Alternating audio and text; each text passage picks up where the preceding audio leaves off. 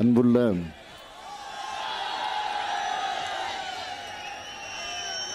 மதச்சார்பற்ற முற்போக்கு கூட்டணி வேட்பாளர்களை ஆதரித்து நடைபெற்றுக் கொண்டிருக்கக்கூடிய இந்த மாபெரும் பொதுக்கூட்டத்திற்கு தலைமையேற்றுள்ள தருமபுரி மாவட்ட கழகத்தினுடைய செயலாளர் சட்டப்பேரவை உறுப்பினர் தடங்கம் சுப்பிரமணியம் அவர்களே, வரவேற்று எழுந்திருக்கக்கூடிய மாவட்ட துணை செயலாளர் முனிராஜ் அவர்களே,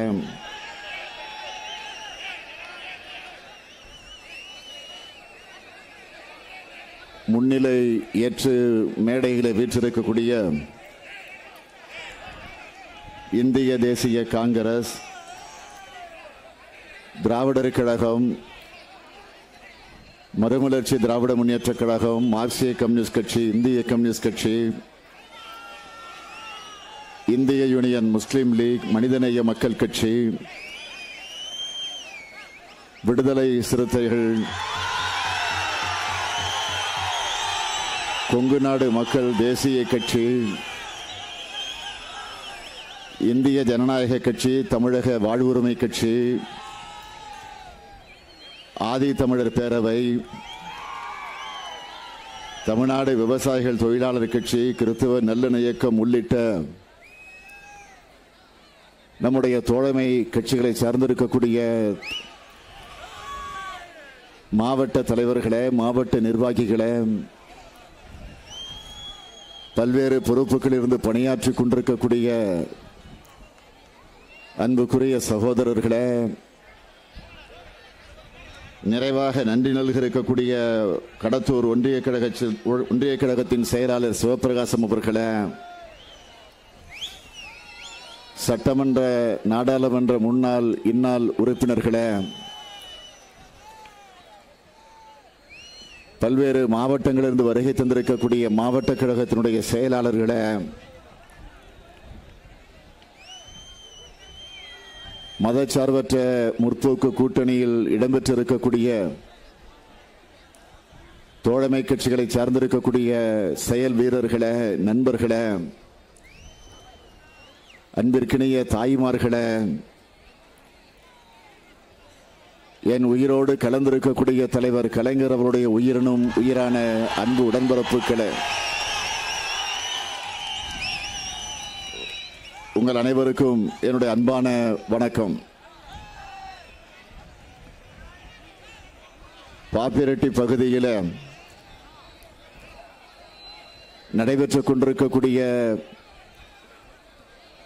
இந்த தேர்தல் பிரச்சார பொதுக்கூட்டத்தில் இது பிரச்சார பொதுக்கூட்டமா அல்லது பிரச்சார மாநாடா என்று சந்தேகப்படக்கூடிய அளவிற்கு மிகுந்த எழுச்சியோடு ஆர்வத்தோடு நீங்கள் எல்லாம் இங்கு திரண்டிருக்கிறீர்கள். ஆகவே உங்களிடத்தில் நான் ஆதரவு கேட்க வந்திருக்கிறேன். தருமபுரி நாடாளுமன்ற தொகுதிக்கு நம்முடைய மதச்சார்பற்ற முற்போக்கு கூட்டணியின் வேட்பாளராக திராவிட முன்னேற்ற கழகத்தினுடைய அங்கீகாரம் பெற்றிருக்கக்கூடிய வேட்பாளராக உங்களிடத்தில் ஒப்படைக்கப்பட்டிருக்கக்கூடிய டாக்டர் செந்தில்குமார் அவர்களுக்கு நீங்களெல்லாம் உதயசூரியன் சின்னத்தில் ஆதரவு தர வேண்டும். அதேபோல் பாப்பிரெட்டிப்பட்டி சட்டமன்ற தொகுதியில் இடைத்தேர்தலில் திராவிட முன்னேற்ற கழகத்தினுடைய அங்கீகாரம் பெற்றிருக்கக்கூடிய மணி அவர்களுக்கு, வழக்கறிஞர் மணி அவர்களுக்கு நீங்கள் எல்லாம் உதயசூரியன் சின்னத்தில் ஆதரவு தந்திட வேண்டும் என்று கேட்பதற்காக உங்களை தேடி நாடி நான் வந்திருக்கிறேன். இன்றைக்கு தமிழகத்தில் இருக்கக்கூடிய நிலைமைகள், அதேபோல் இந்தியாவை சூழ்ந்திருக்கக்கூடிய அந்த கொடுமைகள், இதையெல்லாம் நன்கு அறிந்து புரிந்து வைத்திருக்கக்கூடியவர்கள் நீங்கள். நாடும் நமதே 40 நமதே என்கிற அந்த முழக்கத்தோடு கடந்த 20ஆம் தேதி 4 நாட்களுக்கு முன்னால் திராவிட முன்னேற்றக் கழகத்தினுடைய தேர்தல் அறிக்கையை வெளியிட்டுவிட்டு கடந்த 20ஆம் தேதி என்னுடைய தேர்தல் பிரச்சார பயணத்தை தொடங்கி இருக்கிறேன். முதலில் தலைவர் கலைஞர் அவர்கள் பிறந்த திருவாரூர் மண்ணில் நாகப்பட்டினம் நாடாளுமன்ற தொகுதியில் என்னுடைய பயணத்தை தொடங்கி அதை தொடர்ந்து தஞ்சை நாடாளுமன்றத்திற்கு வந்து அதற்கு பின்னால் நேற்றைய தினம் பெரம்பலூர் நாடாளுமன்ற தொகுதியில் என்னுடைய பயணத்தை நடத்தி முடித்து இன்று காலையில் சேலத்திற்கு சென்று அங்கே என்னுடைய பிரச்சாரத்தை நடத்தி முடித்து அதற்கு பின்னால் இன்று மாலை தருமபுரி நாடாளுமன்ற தொகுதிக்கு நான் வந்திருக்கிறேன்.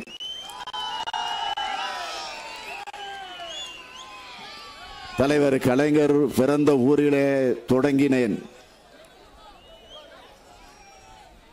தலைவர் கலைஞர் அவர்கள் 14 வயதிலேயே பள்ளிக்கூடத்திலே படித்துக் கொண்டிருந்த ஒரு மாணவனாக அங்கிருக்கக்கூடிய சக மாணவர்களை எல்லாம் ஒன்று திரட்டி நம்முடைய தாய்மொழியாம் தமிழ் மொழியை காத்திட வேண்டும் என்கிற அந்த உணர்வோடு தன்னுடைய கரத்திலே தமிழ் கொடி ஏந்தி புலி வில் கயல் பதிந்திருக்கக்கூடிய அந்த தமிழ் கொடி ஏந்தி ஓடி வந்த இந்தி பெண்ணே கேள் நீ தேடி வந்த நாடு இதல்லவே என்று போர்ப்பரணி பாடிய தலைவர் கலைஞர் அவர்கள் 14 வயதிலே தமிழ் கொடி ஏந்தினாரோ அதே உணர்வோடு தன்னுடைய கடைசி நாள் வரையில 95 வயது வரையில அந்த தமிழ் கொடியை பட்டொலி வீசி பறக்க வைத்தவர் தான் நம்முடைய தலைவர் கலைஞர் அவர்கள் என்பதை நான் பெருமையோடு தெரிவிக்க விரும்புகிறேன். தோல்வியை காணாத அறிஞர் அண்ணாவை ஆணையை ஏற்று முதலில் திராவிட முன்னேற்றக் கழகம் தேர்தல் களத்திலே நின்ற நேரத்தில் 57ஆம் ஆண்டு குளித்தலை தொகுதியிலே நின்று களம் கண்டு வெற்றி கண்டவர் தலைவர் கலைஞர் அவர்கள். ஆக 57 தொடர்ந்து 2016ஆம் ஆண்டு வரையிலே நடைபெற்றிருக்கக்கூடிய அனைத்து சட்டமன்ற தேர்தலில் தோல்வி என்பதை அறியாமல் வெற்றி கண்ட ஒரே தலைவர் நம்முடைய தலைவர் கலைஞர் அவர்கள். ஆக அவருடைய வேட்பாளராக அவர் எந்த சின்னத்தில் என்று வெற்றி பெற்றிருக்கிறாரோ அந்த சின்னத்தில் உதயசூரியன் சின்னத்தில் நீங்கள் எல்லாம் சிறப்பான வகையில் ஆதரவு தர வேண்டும் என்று கேட்க நான் இங்கே வந்திருக்கிறேன். தலைவர் கலைஞர் அவர்கள் உடல்நலம் பாதிக்கப்பட்டு ஓய்வெடுத்துக் கொண்டிருந்த நேரத்தில் நான் எண்ணிக்கொண்டிருந்தது என்னவென்று சொன்னால் அவர் 100 ஆண்டு காலம் இருக்க போகிறார். 100 ஆண்டு காலம் வாழ்ந்திட வேண்டும், நமக்கு வழிகாட்டிட வேண்டும். உடல்நலம் பாதிக்கப்பட்டு ஓய்வெடுத்துக் கொண்டிருக்கக்கூடிய சூழ்நிலையில் கூட கழகம் கழகம் கட்சி கட்சி கட்சி கட்சி என்று தொடர்ந்து சிந்தித்துக் கொண்டிருந்த ஒரே தலைவர் நம்முடைய தலைவர் கலைஞர் அவர்கள்.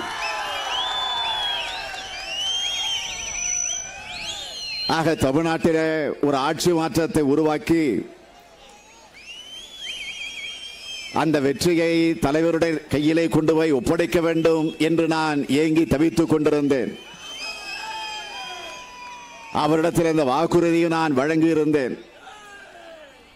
ஆனால் அந்த வாக்குறுதியை அவர் மறைந்துவிட்ட காரணத்தால் நிறைவேற்ற முடியாத நிலைக்கு நான் தள்ளப்பட்டிருக்கிறேன்.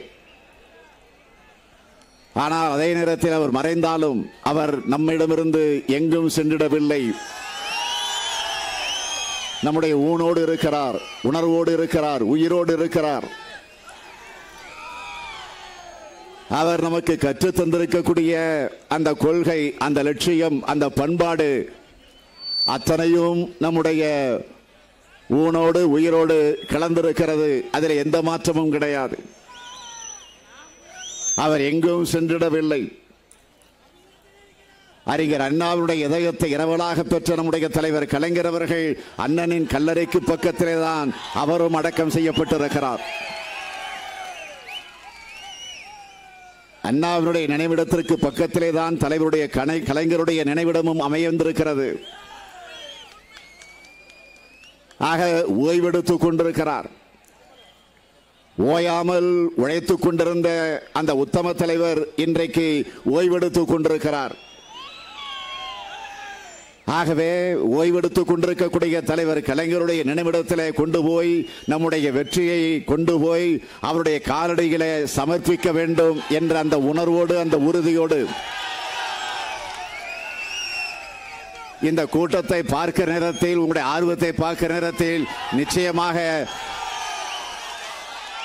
கலைஞரிடம் வழங்கிய அந்த வாக்குறுதியை நான் நிறைவேற்றுவேன் என்ற நம்பிக்கை எனக்கு நிரம்ப கிடைத்திருக்கிறது.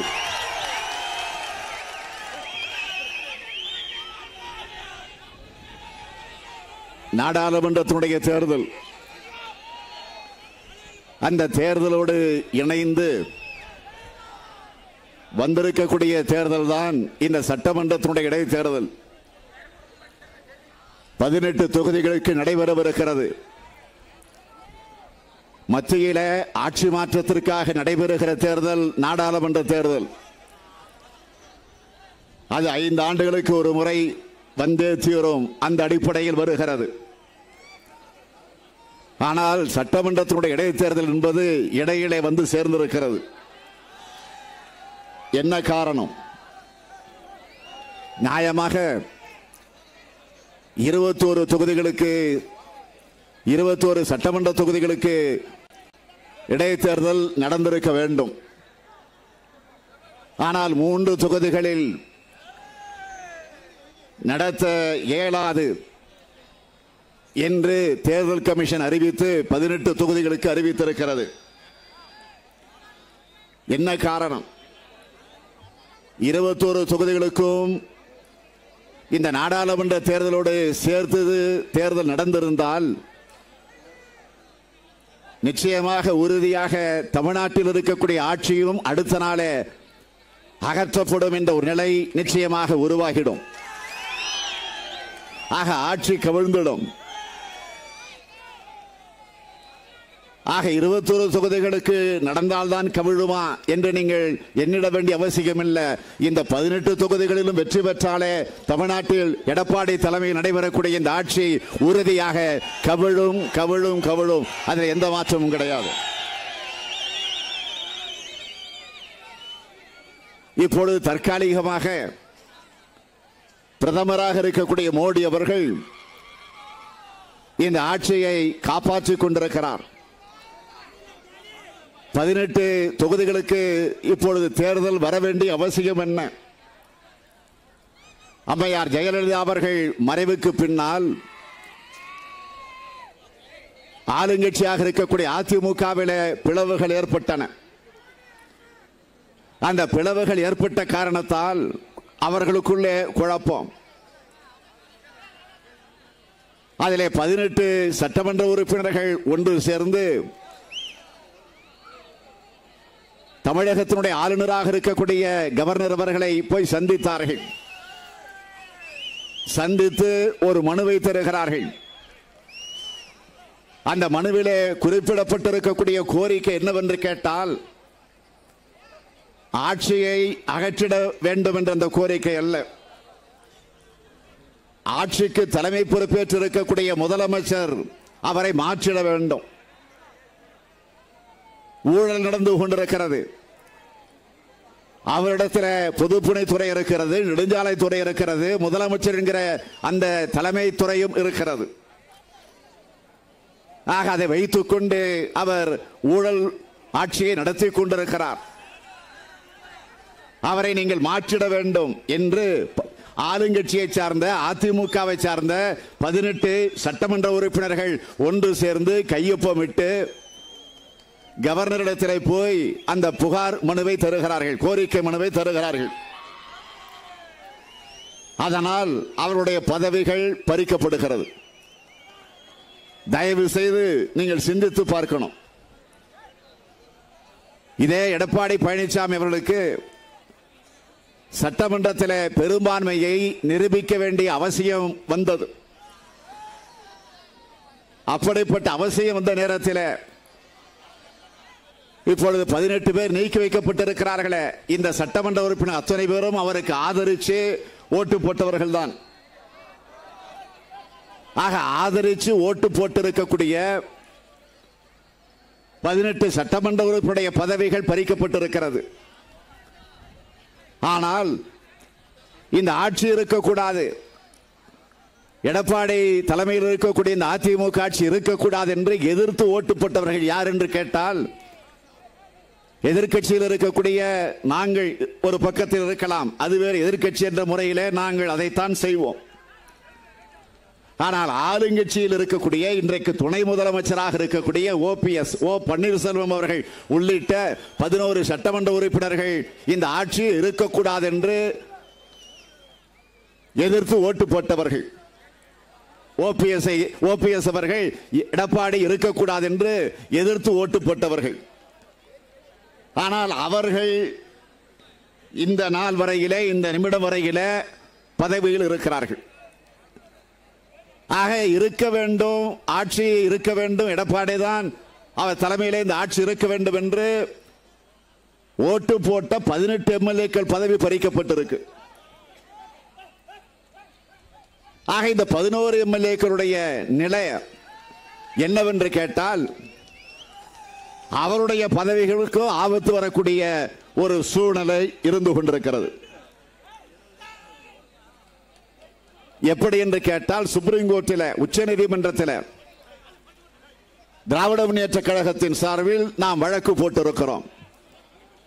அந்த வழக்கினுடைய தீர்ப்பு விரைவில் வரப்போகிறது. நிச்சயமாக உறுதியாக இந்த தீர்ப்பு வருகிற போது ஓபிஎஸ் உள்ளிட்ட 11 எம்எல்ஏக்களுடைய பதவிகளும் நிச்சயமாக பறிக்கப்படும். அதில் மாற்றம் கிடையாது. ஆக இவைகளெல்லாம் எதிர்பார்த்து காத்திருக்கக்கூடிய நிலையில நாம் இருக்கிறோம். ஆனால் இதற்கிடையில் இந்த 18 தொகுதிகளை பொறுத்த வரைக்கும் சற்றேறக்குறைய 16 மாதங்களாக மக்களால் தேர்ந்தெடுக்கப்படக்கூடிய எம்எல்ஏக்கள் இல்லை, மக்களுடைய பிரதிநிதிகள் இல்லை, சட்டமன்ற உறுப்பினர்கள் இல்லை. ஆகவேதான் இந்த இடைத்தேர்தலை நாடாளுமன்ற தேர்தலோடு சந்திக்க வேண்டிய ஒரு சூழ்நிலை வந்திருக்கிறது. ஆக நாடாளுமன்ற தேர்தலுக்கு தேர்தல் அறிக்கையாக திராவிட முன்னேற்ற கழகத்தின் சார்பில்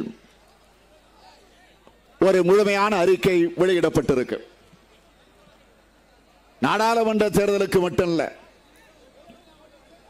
இந்த இடைத்தேர்தல் பாப்பிரெட்டிப்பட்டி தொகுதியில் நடைபெறக்கூடிய இடைத்தேர்தல், இந்த தொகுதியில் நடைபெறக்கூடிய தேர்தலை ஒட்டி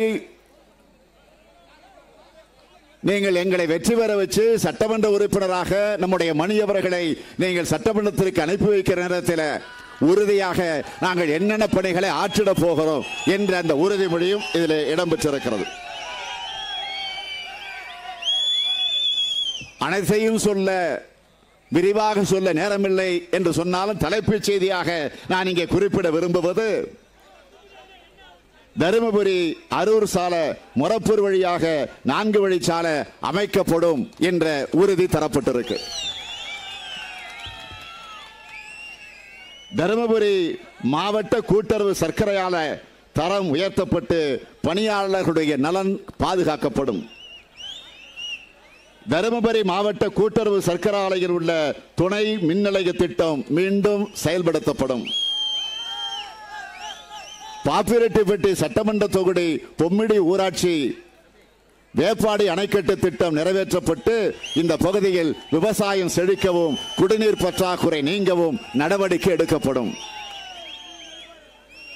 எம் வேளாம்பட்டி ஊராட்சி தென்பெண்ணை ஆற்றில் சொனக்கால் எனும் இடத்திலே தடுப்பணை கட்டி மழை காலங்களில் ஓடும் உபரி நீர் வீணாக கடலில் கலப்பதை தடுத்து எம் வெள்ளாம்பட்டி ஊராட்சி, மருதிப்பட்டி ஊராட்சி, சந்தப்பட்டி ஊராட்சி, கே வெற்றப்பட்டி ஊராட்சி, வடுகப்பட்டி ஊராட்சி, கொங்கவேம்பு ஊராட்சி, மோப்பிரிப்பட்டி ஊராட்சி, மாம்பட்டி ஊராட்சி ஆகிய ஊராட்சிகளில் பயன்பெறக்கூடிய வகையில் சொன்னக்கால் தடுப்பணை திட்டம் உடனடியாக நிறைவேற்றப்படும் என்ற உறுதிமொழிகள் நம்முடைய தேர்தல் அறிக்கையில் வழங்கப்பட்டிருக்கு. இது சட்டமன்ற தேர்தலை பொறுத்தவரையில் வழங்கப்பட்டிருக்கக்கூடிய உறுதிமொழி. அதேபோல் நாடாளுமன்ற தொகுதியில் டாக்டர் செந்தில் அவர்கள் வேட்பாளராக நிறுத்தி வைக்கப்பட்டிருக்கிறார். அவருக்கு நீங்கள் உதயசூரியன் சின்னத்தில் ஆதரவு தந்தவரை வெற்றி பெற வைக்கிற நேரத்தில் நாம் வழங்கக்கூடிய தேர்தல் வாக்குறுதிகள் இந்த அறிக்கையில் இடம்பெற்றிருக்கிறது. தருமபுரி மாவட்டத்தில் அதிக அளவில் சூரிய மின் உற்பத்தி நிலையங்கள் உருவாக்க நடவடிக்கை எடுக்கப்படும். குழந்தை தொழிலாளர் முறை மற்றும் கொத்தடிமை முறை ஒழிக்கப்பட கடும் சட்டங்கள் கொண்டு வர மத்திய அரசை நாம் வலியுறுத்துவோம். புதுச்சேரி, திண்டிவனம், செஞ்சி, திருவண்ணாமலை, ஜோலார்பேட்டை, கிருஷ்ணகிரி, ஓசூர், பெங்களூர் புதிய ரயில் பாதை அமைக்கப்படும். அரசு ஊழியர்களுக்கு பழைய ஓய்வூதிய திட்டத்தை அமல்படுத்த நடவடிக்கை எடுக்கப்படும். ஓய்வூதிய மற்றும் வருங்கால வைப்பு நிதிகளை பங்கு சந்தையிலும் தனியார் நிதி நிறுவனங்களில் முதலீடு செய்யக்கூடாது என்று திமுக வலியுறுத்தும். தமிழகத்தில் உள்ள மத்திய அரசு நிறுவனங்கள், தேசியமயமாக்கப்பட்ட வங்கிகள், ரயில்வே, LIC போன்றவற்றில் 90% குறையாமல் தமிழகத்தை சார்ந்தவர்களை நியமிக்க வேண்டும் என்று கட்டாயமாக்க நடவடிக்கை எடுக்கப்படும். ஓய்வூதியதாரர்கள் பெறும் ஓய்வூதியம் முற்றிலுமாக வருமான வரியிலிருந்து விலக்களிக்க நடவடிக்கை எடுக்கப்படும். வேளாண் துறைக்கு தனி நிதிநிலை அறிக்கை நாடாளுமன்றத்தில் தாக்கல் செய்யப்படும். அழுகிடும் வேளாண் பொருட்களான பழங்கள், மலர், தானியங்கள், காய்கறிகள் போன்றவற்றை பாதுகாப்பாக சேமித்து வைக்க குளிரூட்டப்பட்ட கிடங்கு வசதிகள் ஒவ்வொரு மாவட்டத்திலும் தேவையான எண்ணிக்கையில் அமைக்க நடவடிக்கை எடுக்கப்படும். அனைத்து விவசாயிகளுக்கும், எல்லா விவசாயிகளுக்கும் பயிர்க்கடன் முழுமையாக தள்ளுபடி செய்யப்படும். அனைத்து இல்லங்களுக்கும் குழாய் மூலமாக பாதுகாக்கப்பட்ட குடிநீர் வழங்கப்படும். பாதுகாக்கப்பட்ட குடிநீர் வழங்கும் முகத்தான், ஆர்சனிக், புளோரைடு போன்ற நச்சு பொருட்கள் நிலத்தடி நீரில் உள்ளதை கண்டறிந்து அகற்றிட நடவடிக்கை எடுக்கப்படும்.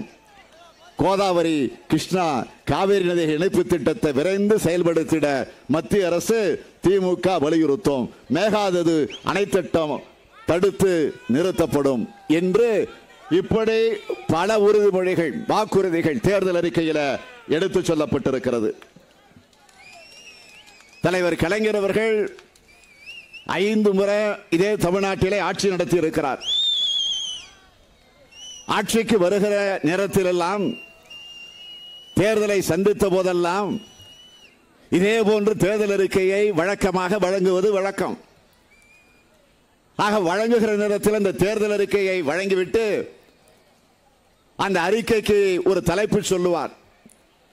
அதை மக்களிடத்தில் எடுத்து சொல்லி இருக்கிறார். சொன்னதை செய்வோம், செய்வதை சொல்வோம் என்ற அந்த முழக்கம். கலைஞர் தந்த வாக்குறுதி மட்டுமல்ல இது. கலைஞரின் மகனான ஸ்டாலினும் இந்த வாக்குறுதியை நான் உங்களுக்கு வழங்குகிறேன். அந்த நம்பிக்கை உங்களுக்கு இருக்கா இல்லையா?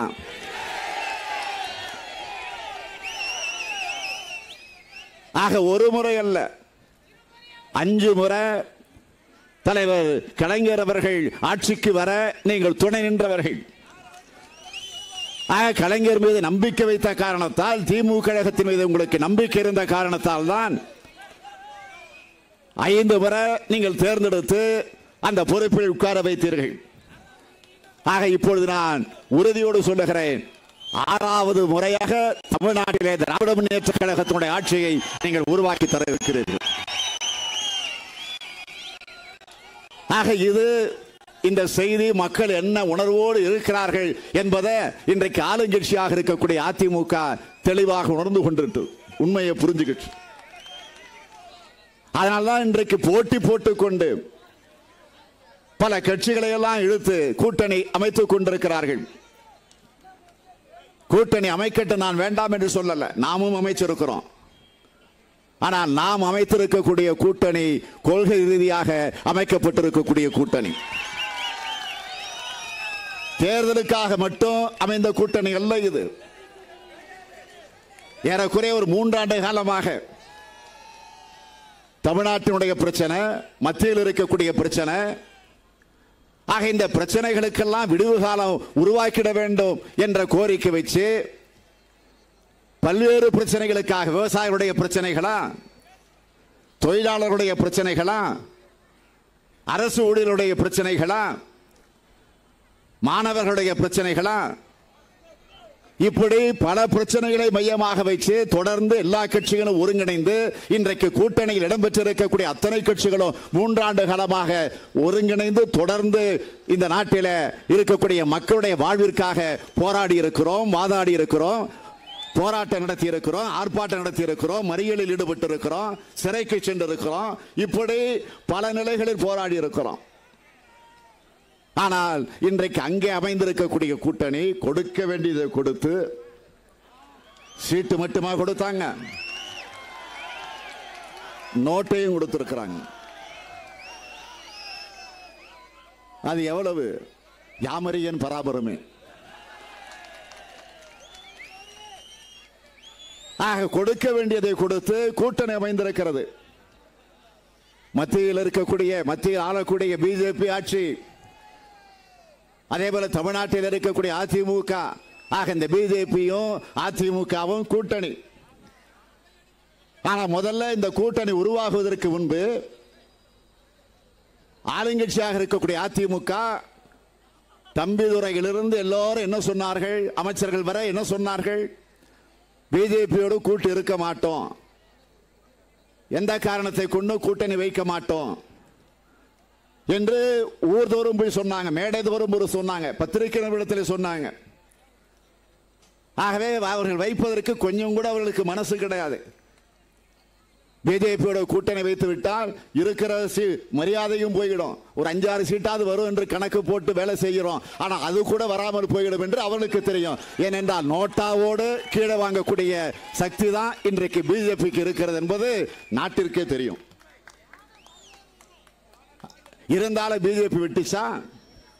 மிரட்டுச்சு, அச்சுறுத்தல், மிரட்டல். என்னென்ன மிரட்டல், என்னென்ன அச்சுறுத்தல்? எங்களோடு நீங்கள் கூட்டணி வைக்கவில்லை என்று சொன்னால் சிபிஐ வந்துரும். ஏற்கனவே அமலாக்கத்துறை பல வழக்குகளை பதிவு செஞ்சிருக்கு, வருமான வரித்துறை, குட்கா பிரச்சனை, ஆக அதெல்லாம் தாண்டி இப்போ கொடநாடு பிரச்சனை, ஆக இவ்வளவு பிரச்சனைகள் இருக்கு. இதிலிருந்து உங்களை காப்பாற்றணும்னா எங்களோடு நீங்கள் கூட்டணி வைக்கணும். இல்லை என்று சொன்னால் கொடுக்கிற சீட்டை கொடுங்க போதும் எங்களுக்கு, ஆனால் எங்களோடு நீங்கள் கூட்டணி வைக்கணும். இல்லை என்று சொன்னால் அடுத்த நாளே நீங்கள் எல்லாம் சிறைக்கு போக வேண்டிய அவசியம் வந்துடும் என்று மிரட்டி அச்சுறுத்தி, அதற்கு பிறகு பயந்து, ஒரு கொள்கை ரீதியாக அல்ல, அச்சத்தின் காரணமாக, பயத்தின் காரணமாக, பேரத்தின் காரணமாக அங்கே கூட்டணி அமைந்திருக்கிறது. சரி, 2 பேர் தான் சேரட்டும், பரவாயில்ல. அத்தோட போய் இன்னொருத்தர் சேர்ந்திருக்கிறார். யாருன்னு உங்களுக்கு தெரியும், பெரியய்யா, சின்னையா. 2 பேரும் இப்போ அங்க போய் சேர்ந்திருக்கிறாங்க. வேட்பாளராக இருக்கிறார். அதைத்தான் வேட்பாளர் செந்தில் பேசுகிற போது அழகோடு சொன்னார். நான் செந்தில் பேச்சு இன்னைக்கு தான் கேட்டேன், ரொம்ப அற்புதமா. அவர் பேச்சை கேட்டவுடனே முடிவு பண்ணிட்டேன், நிச்சயமா தருமபுரி நாடாளுமன்ற உறுப்பினராக செந்தில் வரப்போகிறார். ரொம்ப யாரையும் தரக்குறைவா தாக்காம விமர்சனம் பண்ணாம திராவிட முன்னேற்ற கழகத்தினுடைய அந்த பாரம்பரியத்திற்கு உட்பட்டு கலைஞர் எந்த வழியை நமக்கு கற்றுத் தந்திருக்கிறார் அந்த வழி நின்று அவர் சொன்ன அந்த விளக்கத்தை நானும் கேட்டு ஆச்சரியப்பட்டேன், மகிழ்ச்சி அடைந்தேன். ஆக இன்றைக்கு பெரியயாவும் சின்னையாவும்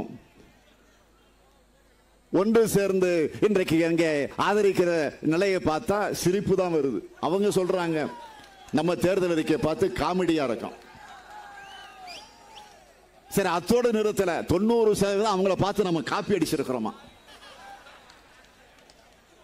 அப்ப 90% காமெடியா அவங்க தேர்தல் அறிக்கை? நான் கேட்கிறேன், அதை ஒத்துக்கொள்கிறாரா? தேர்தல் அறிக்கை என்பது என்ன செய்ய போறங்கிறத சொல்றதுதான் தேர்தல் அறிக்கை. நீ சொன்ன காரணத்தை நாங்கள் சொல்லாம விட்டுற முடியுமா? 5-3-8 நீ சொன்னா, இல்ல நாங்க 5-3-7 சொன்னா எங்களை விட முட்டாள் யார் இருக்க முடியும் நாட்டில்?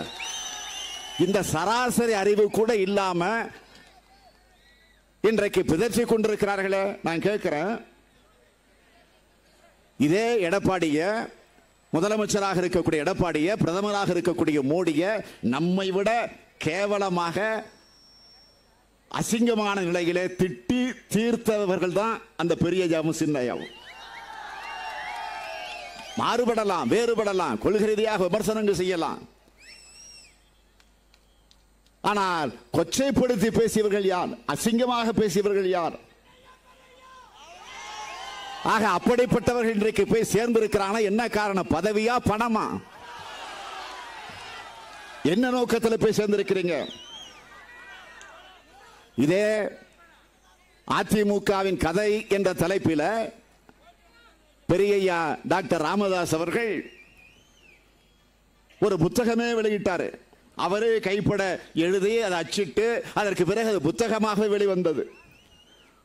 அந்த புத்தகத்தில் அதிமுக ஆட்சியை பற்றி, முதலமைச்சராக இருந்த அம்மையார் ஜெயலலிதா அவர்களை பற்றி, அவருடைய தோழி சசிகலாவை பற்றி, முதலமைச்சராக இருக்கக்கூடிய எடப்பாடியை பற்றி, இப்பொழுது துணை முதலமைச்சராக இருக்கக்கூடிய ஓபிஎஸ் பற்றி, எல்லா அமைச்சர்களை பற்றி இந்த பெரியய்யா அந்த புத்தகத்தில் அவர் எழுதி காட்டியிருக்கிறார். நாங்கள் கூட இப்படி ஒரு புத்தகத்தை தயாரிக்க முடியாது.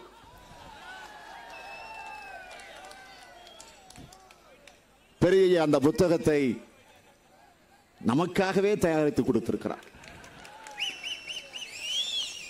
அதை இப்போ நாம பயன்படுத்துவதற்காகவே அப்பவே தயாரித்து கொடுத்திருக்கிறார். அதற்காக நான் பெரியய்யாவுக்கு இந்த கூட்டத்தின் மூலமாக என்னுடைய இதயபூர்வமான நன்றியை நான் தெரிவித்துக் கொள்ள விரும்புகிறேன். அதில் அவர் சொல்லுகிறார், அதிலே அவர் சொன்னதை அப்படியே சொல்லுகிறேன். ஆற்று மணல் ஊழல், தாது மணல் ஊழல், கிரானைட் ஊழல், கட்டுமான பணிகள் ஒப்பந்த ஊழல், பணி நியமன ஊழல், நெடுஞ்சாலை ஊழல், பருப்பு மற்றும் முட்டை கொள்முதல் ஊழல். இதுல கடந்த 10 வருஷமா 70 லட்சம் கோடி அளவுக்கு ஊழல்கள் நடைபெற்றிருக்கின்றன. குறிப்பாக தாது மணல்ல மட்டும் ஊழலுடைய மதிப்பு மட்டும் கிட்டத்தட்ட 50 லட்சம் கோடி.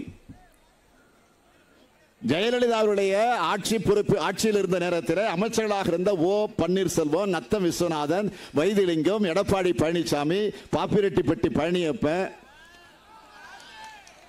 ஆகியோர் ஊழல் மூலமாக சம்பாதித்திருக்கக்கூடிய பணத்துக்கு சரியாக போயஸ் தோட்டத்துக்கு கணக்கு காட்டல, ஜெயலலிதாவுக்கு கணக்கு காட்டல, அவங்க சம்பாதிச்சதை முறையாக கணக்கு காட்டல. அதனால ஜெயலலிதா முதலமைச்சராக இருந்த காரணத்தினால் ஜெயலலிதா என்ன பண்ணாங்கன்னா அவங்க வீட்டில் ரைடு விட்டாங்க. ரைடு விட்டு அதெல்லாம் கைப்பற்றி 30,000 கோடி அளவுக்கு கணக்கிலே காட்டாமல் இருந்திருக்கு. ஆக அதெல்லாம் கைப்பற்றி அதற்கு பிறகு ஜெயலலிதாவுடைய அவர்களுக்கு வேண்டியவர்களுக்கு, சசிகலாவுடைய உறவினர்களுக்கெல்லாம் அந்த பணம் மாற்றப்பட்டிருக்கு. இவ்வளவுக்கும் பிறகு அமைச்சரிடத்தில் இன்னும் 30,000 கோடி ரூபாய் அளவுக்கு சொத்துகள் இருப்பதாக கூறப்படுகிறது. இதெல்லாம் நான் சொல்லல, சத்தியமா நான் சொல்ல, பெரியய்யா சொல்றது, நான் சொல்லல, பெரியய்யா. வேட்பாளராக வருவார் பாருங்க, அந்த கூட்டணியுடைய வேட்பாளராக. அப்ப கேட்கணும் நீங்க, அப்ப இதுக்கு பதில் சொல்லணும் அவர். அது மட்டும் இல்ல, ஜெயலலிதாவுடைய மறைவுக்கு பிறகு அந்த கட்சி இரண்டாக உடைந்திருக்கிறது. உடைந்ததற்கு என்ன காரணம் தெரியுமா? ஏதோ கொள்கை மாறுபாடுகள் எல்லாம் இல்ல, பதவிகளை பயன்படுத்தி கொண்டு கொள்ளையடிப்பதற்கு நடந்த போட்டி தான் ரெண்டா உடைஞ்சிச்சு. முதலமைச்சர் பதவியில் இருக்கிற வரையில சசிகலாவினுடைய காலிலே விழுந்து சின்னம்மா என்று பவ்வியம் காட்டியவர் பன்னீர்செல்வம்.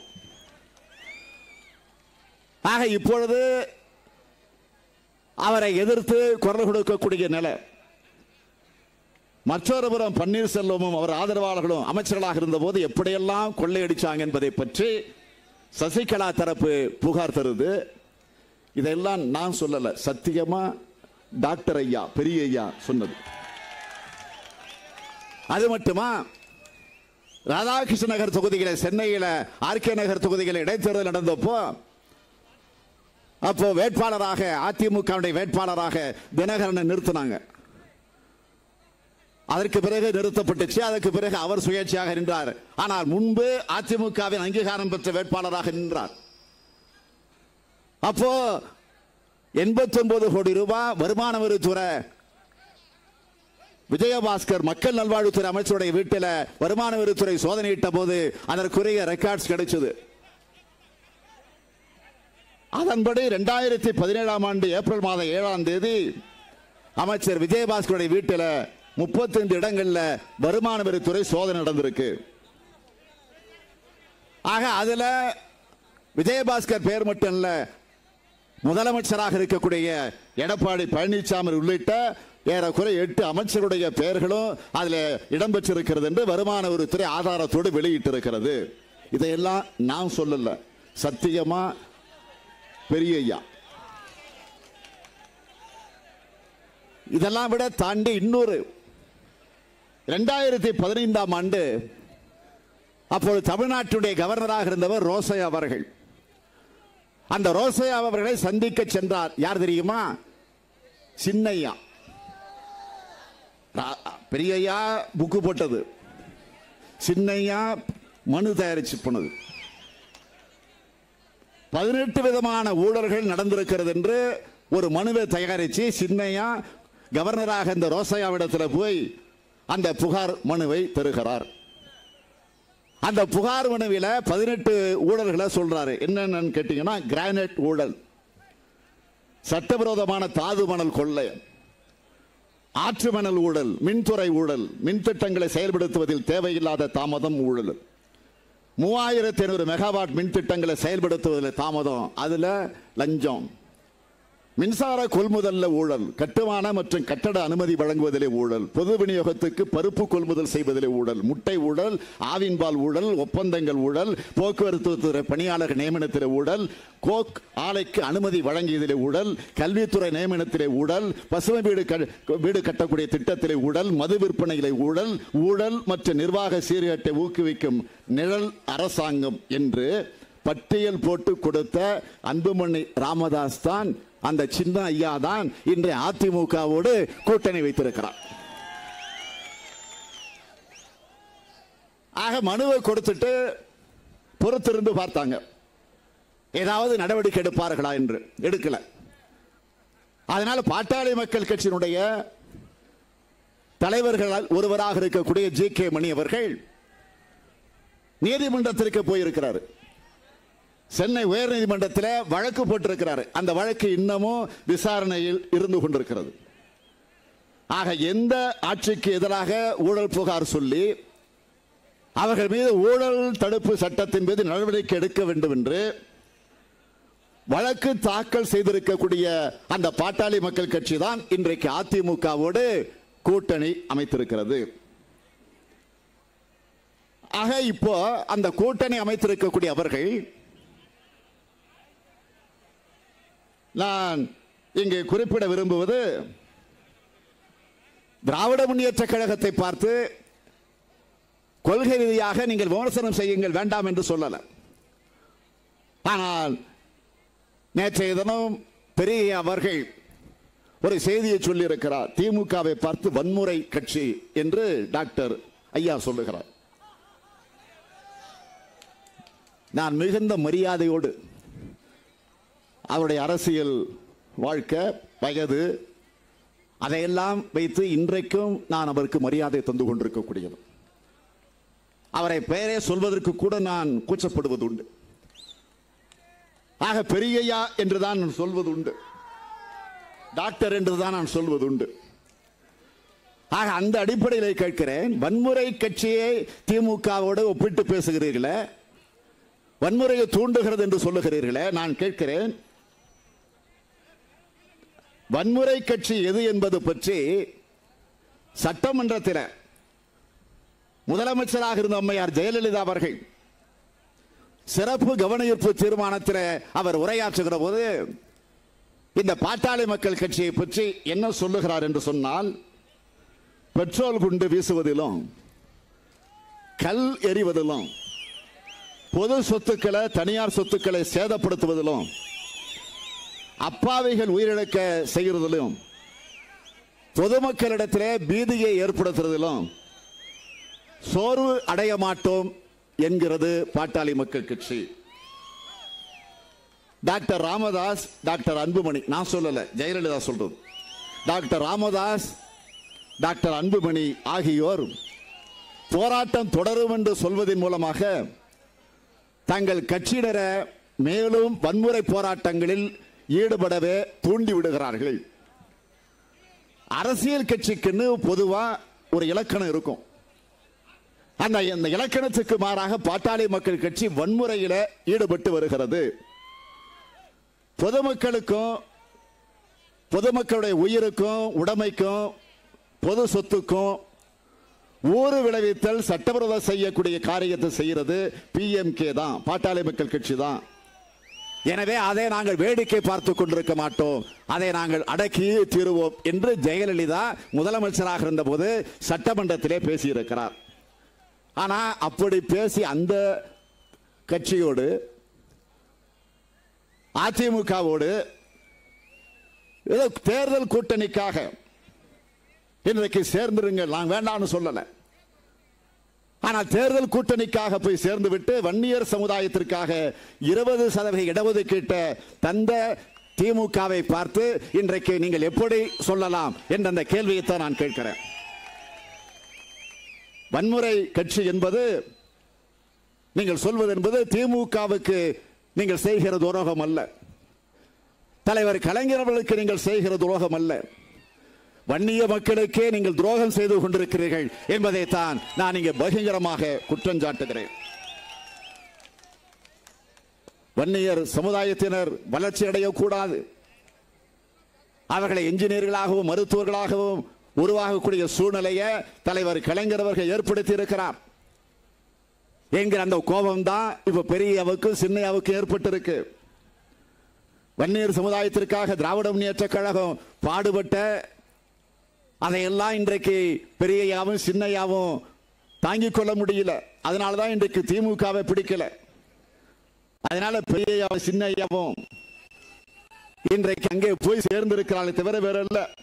நான் கேட்கிறேன், இதே ஓபிஎஸ் பார்த்து இபிஎஸ் பார்த்து டயர் நக்குறாங்கன்னு சொன்னது யாரு? டயர் நக்கி வெட்கப்படுறேன், வேதனைப்படுறேன், இந்த வார்த்தையை நான் சொல்வதற்கு கூச்சப்படுறேன். சொன்னது யாரு? சின்னையா. அந்த டயர் நக்கியோடு கூட்டு சேர்ந்திருக்கிறத எதை என்னன்னு சொல்றது? இதுக்கு மேல நான் சொல்ல விரும்பல, வெட்கப்படுறேன், வேதனைப்படுறேன். மத்தியில மோடி அவர்கள் ஆட்சிக்கு வருவதற்கு முன்பு மக்களிடத்தில் வழங்கிய வாக்குறுதிகள் என்ன? இளைஞர்களுக்கெல்லாம் ஆண்டுக்கு 2 கோடி பேருக்கு வேலை சொல்லலையா? எங்கேயாவது யாருக்காவது வழங்கப்பட்டிருக்கா? மத்திய அரசின் மூலமாக விவசாயிகளுடைய லாபத்தை 2 மடங்கு உயர்த்துவேன். பிச்சை எடுக்கிற போராட்டத்தை நடத்துறாங்க, ரோட்ல உருண்டு போராட்டம், தற்கொலை செய்து கொண்டு மாண்டு போகிறார்கள். இந்தியாவுடைய தலைநகர் டெல்லியில போய் உருண்டு போராட்டம் நடத்தலையா? அரை நிர்வாண போராட்டம் நடத்தலையா? ஏன் முழு நிர்வாண போராட்டத்தை நடத்தினாங்களே? ஆக என்னாச்சு உறுதிமொழி? ஊழலே இருக்காது, கருப்பு பணத்தை ஒழிப்பதுதான் என்னுடைய முதல் கடமை. வெளிநாட்டில் இருக்கக்கூடிய வங்கியில் இருக்கக்கூடிய அந்த கருப்பு பணத்தை மீட்டுக்கிட்டு வந்து இந்தியாவில் இருக்கக்கூடிய ஒவ்வொரு குடிமகனுடைய தலையில வங்கியில் வைப்பு தொகையாக டெபாசிட் செய்வேன். எவ்வளவு? 15 லட்சம். 15 லட்சம் வேண்டாம், 15,000 வேண்டாம், ஒரு 15 ரூபா போடப்பட்டிருக்கா? யாருடைய கணக்கிலாவது இருக்கா? இருந்தால் சொல்லுங்கள், நான் இப்பொழுதே மன்னிப்பு கேட்கிறேன். ஆக தேர்தல் நேரத்தில் வாய்க்கு வந்தபடி எல்லாம் நாங்கள் ஆட்சிக்கு வந்து அதை செய்வோம், இதை செய்வோம், வானத்தை கிழிப்போம், வைகுண்டத்தை காட்டுவோம், மணலை கூட கயிறாக திரிப்போம் என்ற கதைகள் விடுவது போல உறுதிமொழிகளை, வாக்குறுதிகளை சொல்லி ஆட்சிக்கு வந்தவர்கள், பொய்யான வாக்குறுதிகளை வழங்கி வந்தவர்கள், இன்றைக்கு அதே மோடி அவர்கள் பட்டப்பகல்ல விதவிதமான டிரெஸ், கலர் கலரா குள்ளா போட்டுக்கிட்டு ஏதோ பும்பு மாடுகாரனை போல போய் மேடையில் இருந்து பேசிக்கிட்டு மக்களை ஏமாற்றி ஆட்சிக்கு வந்து மீண்டும் அதே பொய்ய இப்ப ஒரு புது கரடி விட்டுருக்கிறாரு.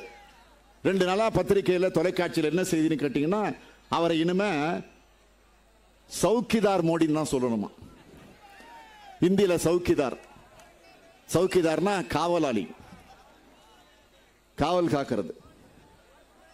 ஆக அவரை இனிமே சௌக்கிதார் மோடி தான் சொல்லணுமா. அவரை மட்டும் இல்லையா, அமித்ஷாவையும் சொல்லணுமா, தமிழிசையும் சொல்லணுமா.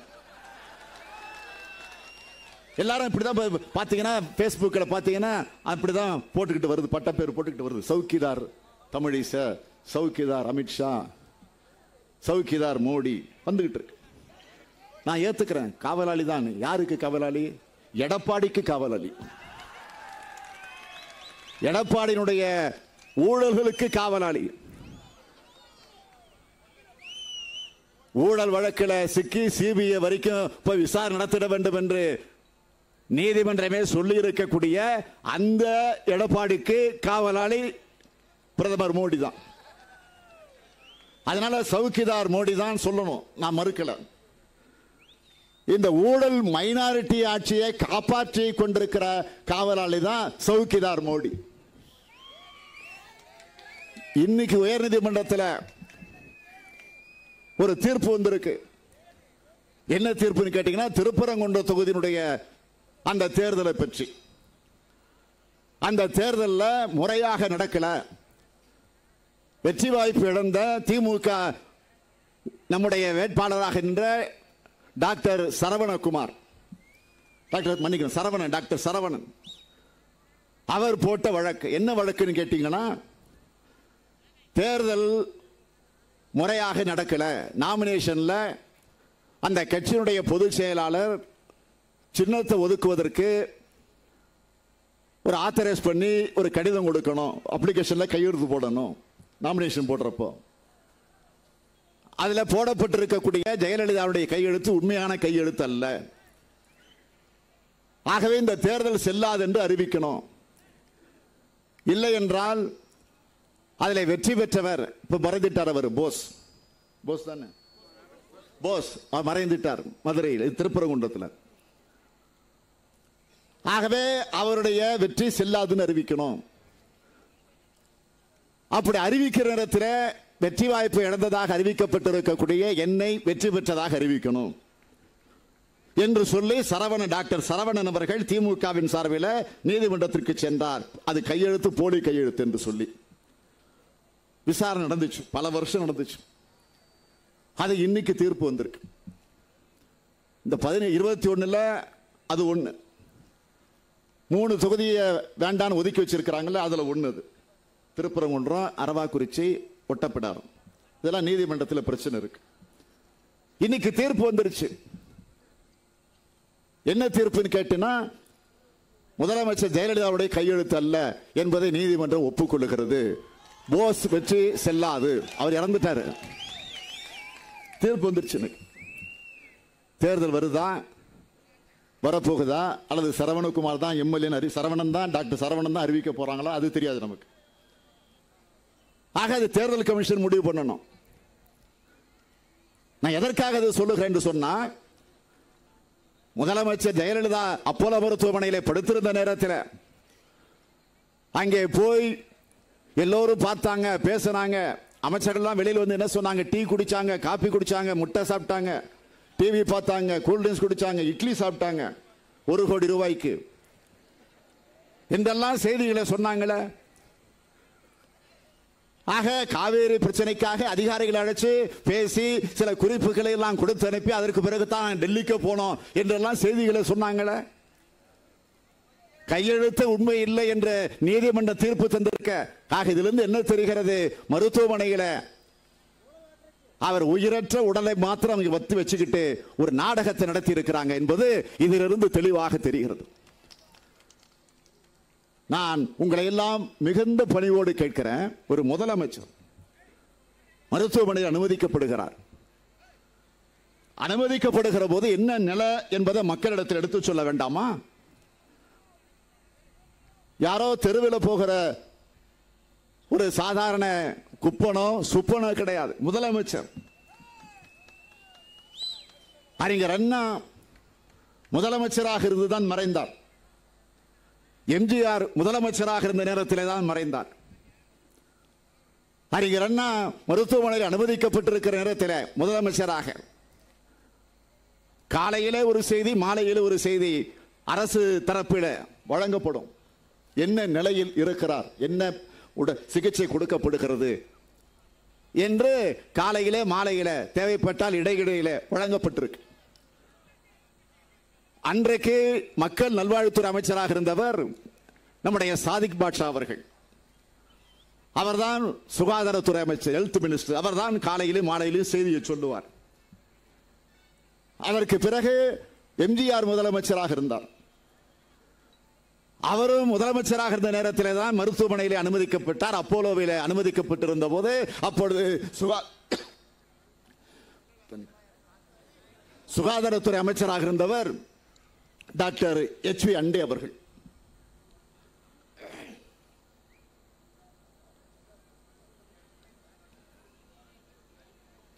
HV அண்டே அவர்கள் அன்றைக்கு மக்கள் நல்வாழ்வுத்துறை அமைச்சராக இருந்த போது காலையிலும் மாலையிலும் அரசு தரப்பிலே செய்தியை சொல்லுவார்.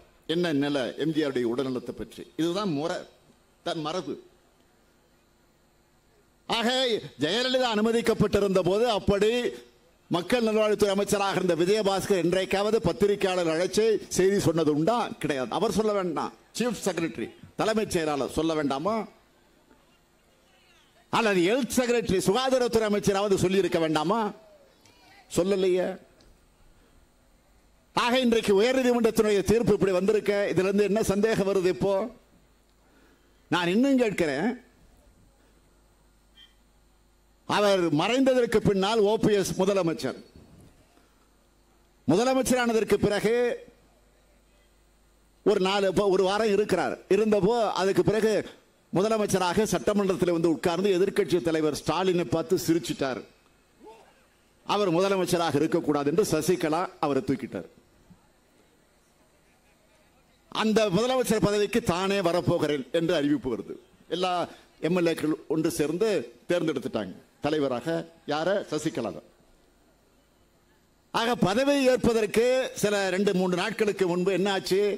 உச்சநீதிமன்றத்தினுடைய தீர்ப்பு வந்துச்சு. சொத்து குவிப்பு வழக்கு தீர்ப்பு வந்துச்சு. ஜெயலலிதா உள்ளிட்ட, சசிகலா உள்ளிட்ட 4 பேர்களுக்கு, இளவரசி உள்ளிட்ட, சுதாகரன் உள்ளிட்ட 4 பேருக்கு 4 வருஷம் சிறை. ஜெயலலிதா மறைந்து விட்டார். அதனால சிறைக்கு போக வேண்டிய அவசியம் இல்லை. உயிரோடு இருந்திருந்தால் ஜெயலலிதா இன்றைக்கு சசிகலாவோடு தான் உள்ளே இருந்திருப்பார். இறந்து விட்டார். எனவே அந்த பிரச்சனைக்கு நான் போக விரும்பல. அது மரியாதை இல்லை, மரபல்ல. அதை விமர்சனம் செய்ய நான் தயாராக இல்லை. கலைஞர் அப்படி எங்களை எல்லாம் உருவாக்கல, வளர்க்கல. எனவே அதை நான் விட்டு விடுகிறேன். ஆக சிறைக்கு போயிட்டாங்க. அதனால என்ன ஆச்சு? சிறைக்கு போற சூழ்நிலை வந்துருச்சு சசிகலாவுக்கு. வேறு வழி இல்லை. யாரை முதலமைச்சராக்கலாம் என்று கூவத்தூரில் உட்கார்ந்து யோசித்துக் கொண்டிருந்த போது திடீர்னு சசிகலாவின் காலில் ஏதோ ஒரு புழு தவழ்ந்து வர்ற மாதிரி ஒரு காட்சியை பார்த்தா எடப்பாடி விழுந்துகிட்டு இருக்கிறார். ஜெயலலிதா காலில் விழுந்ததை பார்த்துருக்கிறோம். ஆனா சசிகலா காலை தவழ்ந்து போற காட்சியை அன்னைக்கு டிவி நீங்களாம் வாட்ஸ்அப்ல பார்த்துருப்பீங்க. அந்த காட்சியை பாத்தீங்களா பார்க்கலையா? நான் ஏதோ எட்டு கட்டிலாம் சொல்லல, நடந்ததோ சொல்றேன். ஆக அதற்கு பிறகு அவருக்கு அந்த பதவி கிடைச்சது. உடனே ஓபிஎஸ் கோபம் வந்துருச்சு. உடனே என்ன பண்ணார் தெரியுமா? ஜெயலலிதாவுடைய சமாதியில் போய் உட்கார்ந்தார். 40 நிமிஷம் தர்ம யுத்தம், ஆவியோட பேசினார். அம்மா, உங்க சாவுல மர்மம் இருக்கு. முதலமைச்சராக இருக்கிற வரைக்கும் சொல்லல, முதலமைச்சர் பதவி போன உடனே உங்க சாவுல மர்மம் இருக்கு, விசாரணை நடத்தணும், சிபிஐ விசாரணை நடத்தணும் சொன்னது ஓபிஎஸ். துணை முதலமைச்சராக இருக்கக்கூடிய ஓபிஎஸ் இன்னைக்கு பதவி கிடைச்ச உடனே அம்மாவை மறந்துட்டிய, இது நியாயமா, இது அக்கிரமமா, இது தர்மமா என்ற கேள்வியைத்தான் ஓபிஎஸ் பார்த்து நான் கேட்கிறேன். விசாரணை கமிஷன், ஒரு கண்துடைப்பு விசாரணை கமிஷனை வச்சு ஆறுமுகசாமி தலைமையில் நடத்திக்கிட்டு இருக்கிறீங்களா? கேலி கூத்து நடக்குது, ஒரு கோமாளி கூத்து நடந்துகிட்டு இருக்காங்க, அவ்வளவுதான். அதனால நான் உறுதியோடு சொல்றேன், இந்த பாப்பிரெட்டி சட்டமன்ற தொகுதியில, தருமபுரி நாடாளுமன்ற தொகுதியில் நடைபெறக்கூடிய இந்த தேர்தல் பிரச்சார பொதுக்கூட்டத்தில் நான் துணிங்க ஒரு செய்தியை அழுத்த நிறுத்தமாக தெரிவிக்க விரும்புகிறேன். தலைவர் கலைஞர் அவர்கள் மறைந்த நேரத்தில் முதலமைச்சர் இல்லை. அவர் மறைந்ததற்கு பிறகு இன்னைக்கும் பார்த்தீங்கன்னா அவருடைய நினைவிடத்தில் காலையில் 5000 பேர், மாலையில் 5000 பேர், விடுமுறை நாட்களில் 10,000 பேர் வந்து வணங்கி மரியாதை செய்துட்டு போறாங்கன்னா அது நமக்கு கிடைச்சிருக்கக்கூடிய பெருமை. நம்முடைய தலைவருக்கு இன்னைக்கும் தலைவரை லைவிலே வச்சிருக்கிறோம், உயிரோடு வச்சுக்கிட்டு இருக்கிறோம். அவர் மறைந்திருந்தாலும் ஓய்வெடுத்துக் கொண்டிருந்தாலும் இன்றைக்கும் தலைவர் கலைஞர் கலைஞர் கலைஞர் கலைஞர் கலைஞர் என்று இன்றைக்கு எல்லோரும் பேசக்கூடிய நிலையை உருவாக்கி வச்சிருக்கிறோம். இன்னைக்கு ஜெயலலிதாவுடைய நிலை என்ன? நான் இன்னும் ஒரு செய்தியை கேட்கிறேன். முதலமைச்சராக இருந்து மறைந்தார், ஆட்சி அதிமுக, ஜெயலலிதா அமைச்ச ஆட்சி, அம்மையார் ஜெயலலிதா அவர்களால் தான் இன்னைக்கு இந்த பதவியில் ஒட்டிக்கிட்டு கொள்ளையடிச்சுக்கிட்டு ஊழல் பண்ணிக்கிட்டு இன்னைக்கு பல கொலைகளுக்கெல்லாம் காரணமாக இருந்துகிட்டு இருக்கிறீங்க. அந்த அம்மா படத்தை பேக்கெட்டில் வச்சிருக்கிறீங்களே. கலைஞர் இறந்ததற்கு பிறகு நினைவிடத்தை அமைச்சோம். அதுக்கு பிறகு எல்லா தலைவர்களையும் அழைச்சி இரங்கல் கூட்டம் நடத்தணும், கலை உலகத்தை சார்ந்தவர்களை வச்சு நடத்தணும், நீதி அரசர்களை வச்சு நடத்தணும், மருத்துவர்களை வச்சு நடத்தணும், வைஸ் சான்சலர் வச்சு நடத்தணும், அகில இந்திய தலைவர்களை எல்லாம் அழைச்சிட்டு வந்து நடத்தணும், சோனியா காந்தி அழைச்சிட்டு வந்து சிலையை திறந்து வச்சோம். இன்னைக்கும் தலைவருடைய புகழ் பேசிட்டு இருக்கிறோம். ஆட்சி இல்லை திமுக, ஆனால் ஆட்சி அவங்க.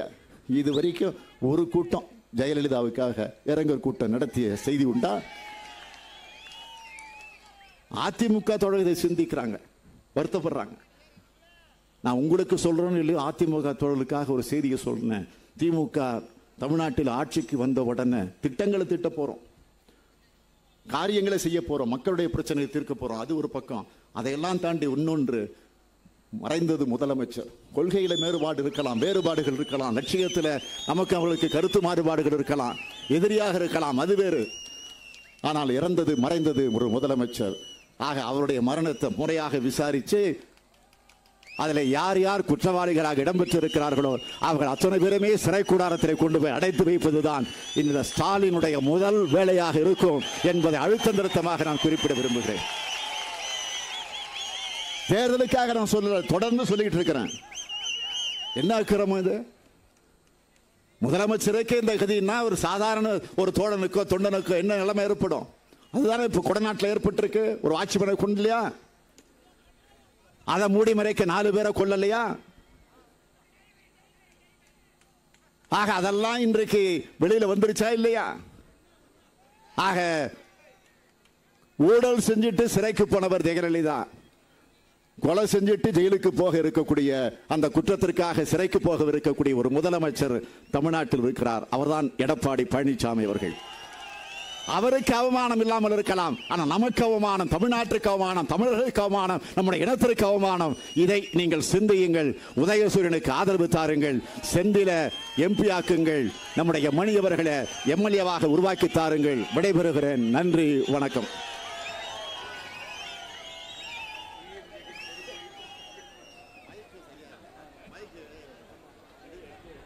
நன்றி. வரை கடத்தூர் ஒன்றிய செயலாளர் சிவபிரகாசம் அவர்கள். அனைவருக்கும் வணக்கம். உலக தமிழர்களின் ஒப்பற்ற தலைவர் டாக்டர் கலைஞர் அவர்களின் தவறும் தமிழகத்தின் எதிர்க்கட்சி தலைவரும் எங்கள் வருங்கால முதல்வருമായ அண்ணா தளபதியார் அவர்களே, நான் எங்கள் எளிமையை தோற்றமான மாவட்ட செயலாளர் அவர்களுக்கும் வந்திருந்த தோழமை கட்சி அவர்களுக்கு நன்றி. எங்கள் பாராளுமன்ற உறுப்பினரை பற்றி ஒரு பெருமையோடு சொல்லிக் கொடுக்கிறேன். சேலம் மாவட்ட